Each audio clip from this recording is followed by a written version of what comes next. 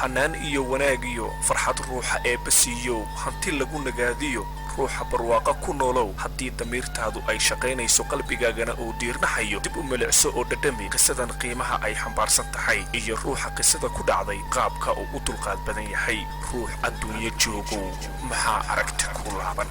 culamaa u diinkii kula sugnaa isbitaalka fu'aad waxaa fajiciso ku noqday cudurka haya wiilka quraankii ay saarayeen markii ay dhammeeyeen weli fu'aad wax hadal ah waa laga waayey mid ka mid ah culamaa u diinkii ayaa yiri maanta gelinka dambe waxa la aasayaa Layla marka waxa ila wanaagsan in aynu goobtaasi geyno wiilka si uu u qoosto maadaama uu yahay wiil muslima isla markaana aaminsan in koomkan laga tagayo qof walba adduunyada ku noolna maalin uu geeriyoonayo go'aankaasi way wada qaateen dhammaan culimadii isbitaalka kula sugnaa fu'aad waxaana la soo wada abaaray hoygii uu yeelay meydka marxuumad Layla si markaasi loo dhaqo isla markaana loo aaso intii wadada la sii marayay mid walba oo kamid ahaa culamaa u diinkii wuxuu afka ku hayay adkaar isla markaana wuxuu Ilaahay ka baryayay in jannadii firdawsayd Ilaahay uu ka waraabiyo marxuumad Layla isla markaana fu'aad uu siiyo caafimaad iyo dulqaad maadaama noloshiisa dhibaato fara badan ay ku jirto waa wax aad u wanaagsan in loo duceeyo qofka muslimka ay dhibaataysan balse waxa isweydiin mudan waa sidee maskaxda fu'aad waqtiga loo ducaynayo bal ila dhageyso riyada ay ku jirto maskaxda fu'aad waqtiga sidaas loogu ducaynayay maskaxda iyo laabta meel kastaba aan joognay sidii laba mataana manka maysku hayna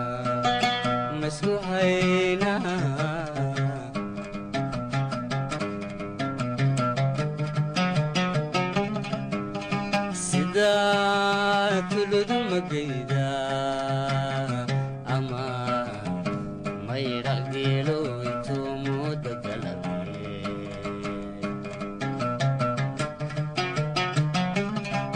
dhammaan maatidiisiyo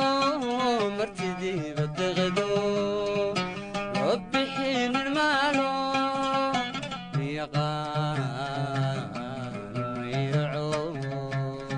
murigiyo dhibaato weyn maayo boholyow ruuxii laga fogaado cidla keli ku noqda xubnahayga culays ayaa saaran naftayduna ma ogola inay u dhaqaaqdo halka la ii kaxaynaayo oo igaga qaraar dunida waxaa yaala maantaba waxaan tegayaa guri uu yaallo maydka gabadhii aan jeclaa maxaan u noolahay oo aan beddelkeed aniga u dhiman waayey hadduu bili aadanku uu awood u yeelan lahaa inuu qabriga u weheliyo ruux geeriyooday aniga ayaa kow ka noqon lahaa oo qabriga u raaci lahaa Layladii aan jeclaa sidaa waxaa codsara ku yiri fu'aad hase yeeshee culamaa u diinkii